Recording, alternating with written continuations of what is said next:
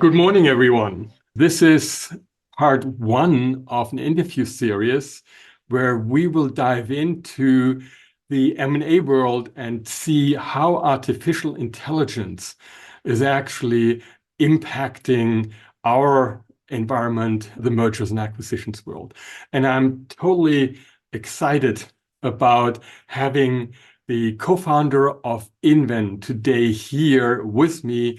And yeah, looking forward to interviewing you, Niilo, and see what you guys have done in the M&A space and specifically in that niche of how to find good M&A targets.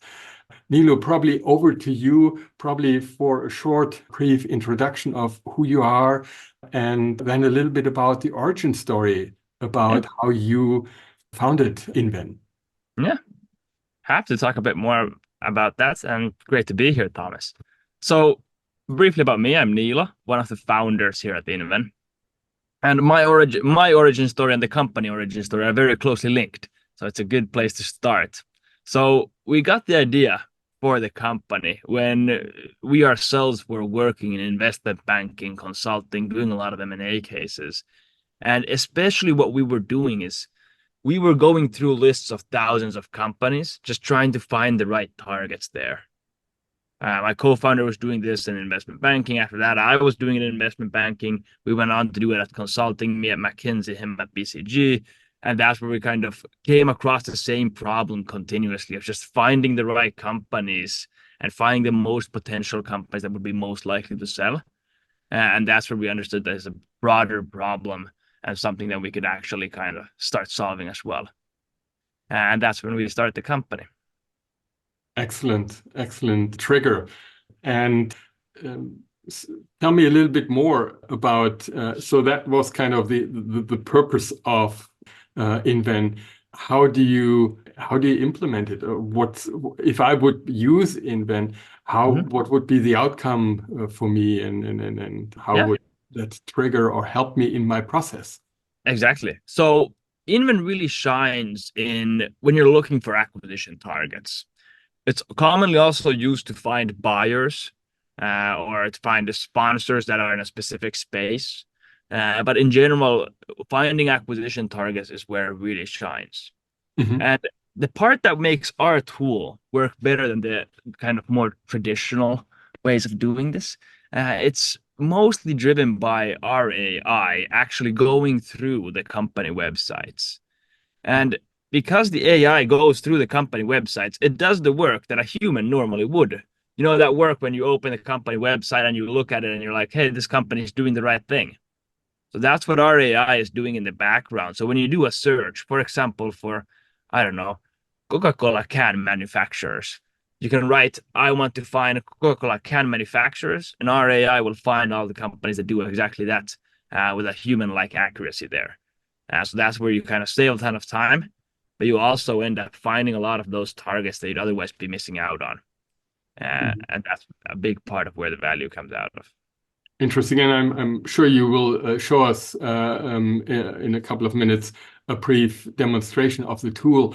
But is it just that sentence, or do you have ability to also kind of look for, okay, I want a company with this in this revenue bracket or in this employee bracket or things Exactly. like So the big part that drives our engine is the website of the company, and that's where we're getting the data for what they are doing. So that sentence of I want to find companies that do X, Y, Z.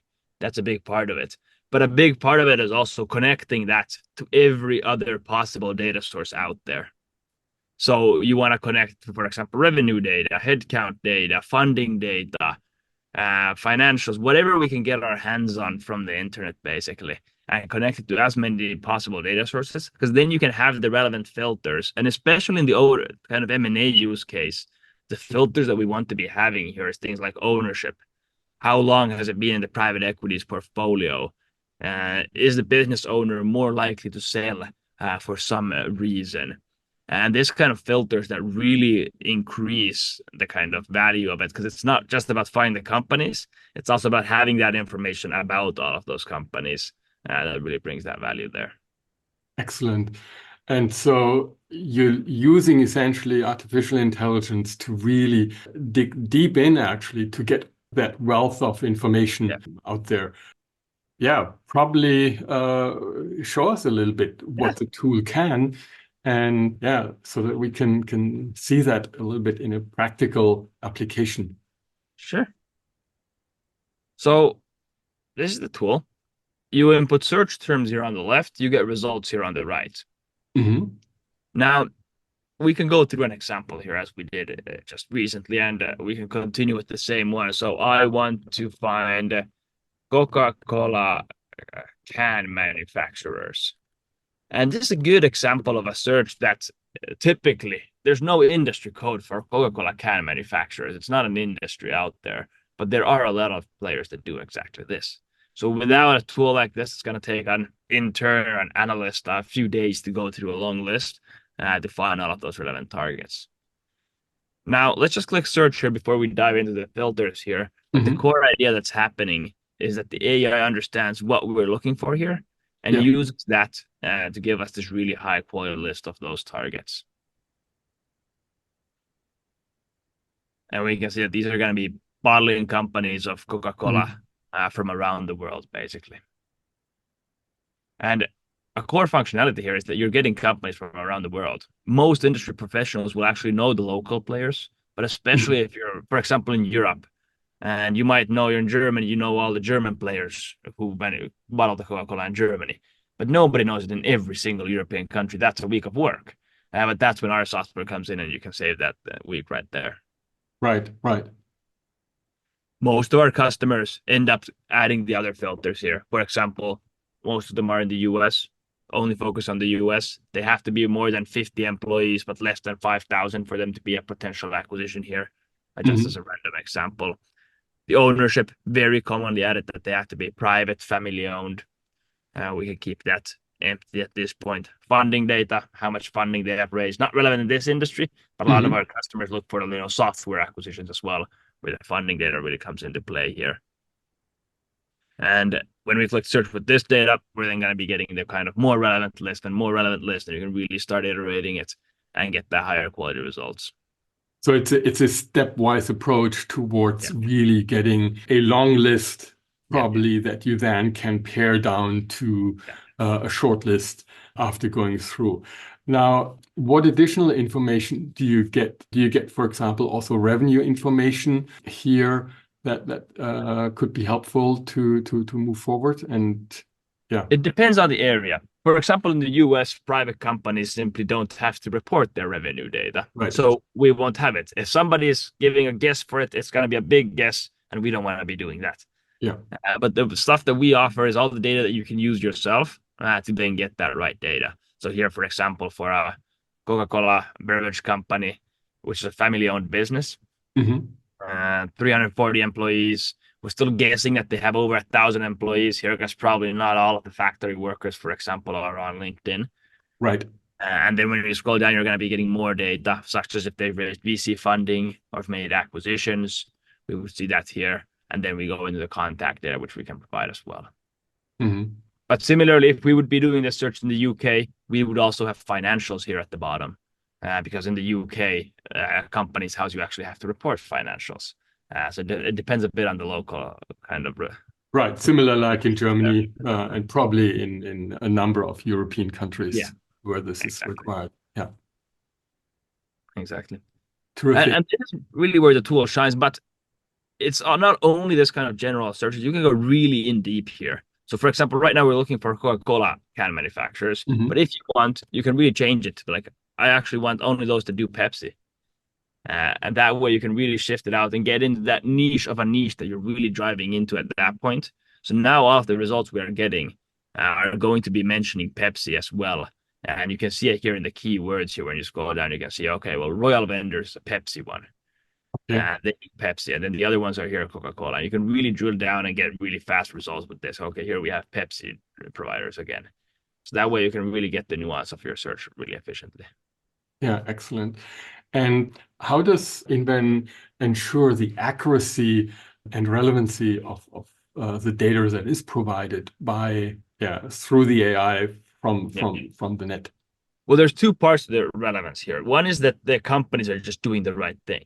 Hmm. And that comes from our kind of AI scraping the websites, analyzing them, and improving that. And then we have to obviously analyze them again, approximately every 6 months, depending a bit on the company.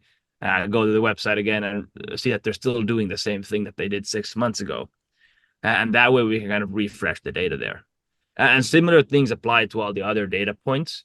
But I feel like it's not that much of a data quality thing. It's more of an understanding that you have to have of what that data point is. For example, Abarta here, they don't have 341 employees, but that's the number of employees they have on LinkedIn. So Yeah, as long right. as you, as a user, have that knowledge, it's still a valuable information point, and not kind of like a, yeah, you just have to use it as it is. Okay, that's the number of employee counts on LinkedIn, and then you can adjust it from that. So that's how we kind of. It's more about helping the customer understand what the figures mean.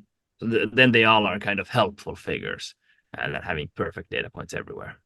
Yeah, absolutely. And logically, I mean, if you know that of a business that probably has between 1,000 and 5,000 headcount, 341 are on LinkedIn, that should give you enough connectivity to Yeah, actually reach out and see if the company is up for sale or if it fits even into your portfolio based on your strategic portfolio criteria. Are you able to identify other elements, like, for example, product portfolio, service portfolio, things like that, that what might kind of be portfolio? Sorry. product portfolio or service Mm. portfolio of the target company that might be important when you Yeah. put your M&A strategy together? Well, you can search for the companies based on their product and service portfolio, but we don't offer it as a list because we kind of believe that there's kind of so many different types of services and nuances to it. So we don't want to kind of give it as a list, but you Hmm. can search with it here. So if there's a specific type of niche product or service line they should be offering or a specific product, you can definitely just add it to the description, and that's going to work really well. So Hmm. that's the way to kind of go into those niche things there. Yeah, yeah.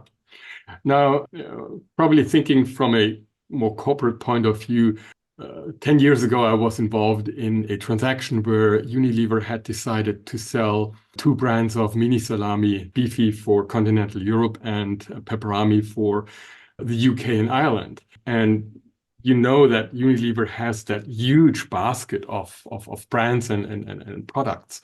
And there was an American smoked meat company by the name of Jack Link's that is now a global business. And they actually bought these two brands from Unilever. Would your tool help me to identify also such kind of niche products and then give me a list of, okay, these corporates have Yeah, um, these types of products, and therefore one could actually target those corporates and identify, is that really still part of the portfolio, or is that a candidate for you to offload and sell in a carve out? definitely. That's exactly how it works. What was the example you used there? You used some kind of food products. We can. Yes, it was Beefy, Bifi. That's the name of it. Mhm. And the British and the UK and Irish product was called Pepperami. Mm, So Beefy, got it. Beefy is a B, I like Idaho, F like Frank, and I like Idaho again. Like beefy or yeah, so Pepperami. pepperami like this, pepperami Yep. produce or something like this. Yeah, I think it was one P, but it doesn't matter. Yeah. Yeah, got it. Exactly. So we can do a search definitely like this as well, and click on the search here, and that way we're going to be finding the companies that do exactly that. I'm not certain on this specific industry on if Mm. beefy and pepperami are terms that they use on their website, because if they're not mentioning on their website, it's not going to be able to find it. But if they Mhm. are mentioning it on the website, that's when it can really find it, and we can see it also a bit here in the kind of uh, keywords we're getting that it's not really identifying the beefy or pepperami, but we can really try to kind of force it in there that, hey, beefy has to be mentioned for it to be included. But that's how you can drill down on like a specific product name and that kind of thing that they have to be mentioning. And we're getting some companies in the space, but I doubt they're mentioning beefy specifically on their website. And that's why that kind of search there are, it's a bit niche use case Mhm. there. Yeah. But in general, how our customers typically do it is they search for the kind of right kind of food. So if it's Right. like it's a beef product, like a beef, for example, a beef jerky. I don't know what Yeah, these products exactly. Yeah. If are. you would put in beef jerky, then definitely chat links would pop up. Exactly. And that's where the search kind of really comes into play there. And especially in that kind of use case where you're looking for buyers, a lot of the companies here, they look for the investor specifically. Hmm. They look for those private equities that have a history of investing into, for example, beef jerky producers. Yeah, yeah, And in a lot of cases, you add that, hey, they have to have portfolio companies in the US. They have to have a history of investing into beef jerky producers. And that they have to have a deal size. Let's say the company we're selling here is around 70 to 200 million ballpark figure. So that way you can really find those private equities that have a history of investing into beef jerky producers. excellent. Yeah, and this way you can zero in already your efforts and understand who you need to connect with that would be actually in your realm of. Exactly. And just as this example here, we can see Monogram Capital Partners. They have a beef jerky producer in their portfolio. Mhm. That's why they were brought here to the top of the list Yeah. as a really good fit here. And that's kind of how the buyer side of it works. And that's core use case here as well. Mhm. Really excellent. Um, so if I think a little bit about what you just presented, Mhm. what have customers said about INVEN and what kind of feedback have you gotten from the market? Yeah. I mean, you have been around for some time, I understand, and you're a fast-growing business. As interesting as many companies in the M&A space, you're Finnish. Mhm. Very interesting. Yeah. And yeah, probably. I have like a bit more. There's two things that we see. One is that you save a ton of time. And that's Mhm. the one that I hear the most. I used to spend doing this 2 days. Now I got it done in 2 hours. That's the kind of big one that I hear all the time. The other big thing is just finding more companies. So, for example, we did a case study with a search fund who was looking for acquisitions. They were able to grow their kind of acquisition pipeline by 300%, just because it's difficult to build a long list of software companies out there. But Mm. with our tool, it's like, okay, well, here they are. Do an export with the contact data, and boom, you have your list to go after. And that kind of things just save a ton of time, and you end up finding companies just you'd otherwise miss out on. Right. And probably also, if I think about it, what you just said is I can hone in much more on Yeah, what is my ideal profile of my target search and of an M&A target that I really want to invest in. How about personnel information? So leadership information, is it something that is also provided? it is. So we offer contact data, and the way you do it on our platform is once you've built your list of relevant companies, you go to export, choose which titles are relevant for you. Most of the time, owners, founders, CEOs, Mhm. anybody with M&A in their title, perhaps. And then you just do the export, and it gets delivered to your email or directly to your CRM if you're integrated it as well. Excellent. Yeah. It's unbelievable what you can do these days with the internet and also now with AI revolutionizing everything that we're getting involved. Exactly. And it's just like a bit over a year ago, then that kind of all of this became possible in a way when ChatGPT was launched. Mhm. So it is a very recent development in the space that a lot of this stuff that actually you get high quality lists has been possible. So that's Yeah. something that's very kind of quickly developing as well. So what are customers saying about you? Well, most of the two of those big things. We're finding more companies and we're finding and saving a ton of time. I think that's the big thing we're hearing. And Mhm. we're just trying to improve on those as much as possible and add new features based on that. Yeah. And your focus is European at the current moment, or is global, or how are you positioned? Uh, Very global, very global. So most of the customers are in the US, but a mhm. significant portion in Europe as well. We have Australian customers, Indian customers, And it's very global. There's no fundamental reason because we start from the websites. So as long as it's a country that kind of has websites, Right. it's going to be the results are going to be working really well. Okay, perfect.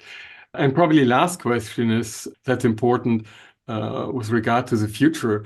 Yeah, how are you going to leave a lasting imprint on the M&A world going forward? What's in store for users? Yeah, I think it's mostly about getting the core things just done really well. So getting that search for companies working better and better and better, so you save more and more and more time there. But the other thing is also connecting every single possible data point out there into the tool. Hmm. So in the long term, what we're going to have, it's going to be every single company out there. And of those companies, every single possible data point. And that way you'll have all of that data in one place and you can also search it easily. Hmm. Hmm. So I understand currently your user base is investment banks, it's corporates, it's private equities, potentially also venture capitalists. And they are looking forward to you expanding the universe Yeah. that you're looking at the current moment into. How many companies are searchable at the current moment Yeah. It's through your? 23 million companies at the moment. That's around the world. And there's still some, as for example, Africa. We have companies from Africa, but not that much as we have from US and Europe Mhm. and that kind of things. Also, when you go to China, it's not everybody has websites, but a lot of the times when you're doing M&A and this kind of stuff, it's a really relevant point if there's a large player in China. It's just something you have to know. And that's when the kind of part of the market intelligence comes in. So it's kind of you want to have everything in there in one platform, and it creates a lot of benefits for all of the users that way. Hmm. And sorry to ask, even if we are kind of Go ahead. point in terms of next steps, but when you talk about that global view, how do you deal with languages? I mean, Yeah. In the backend, we're translating everything into English and then we're analyzing it.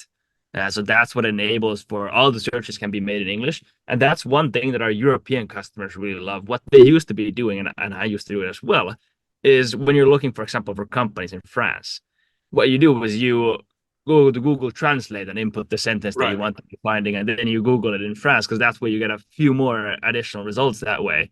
But you can skip all of that and search the entire Europe at once.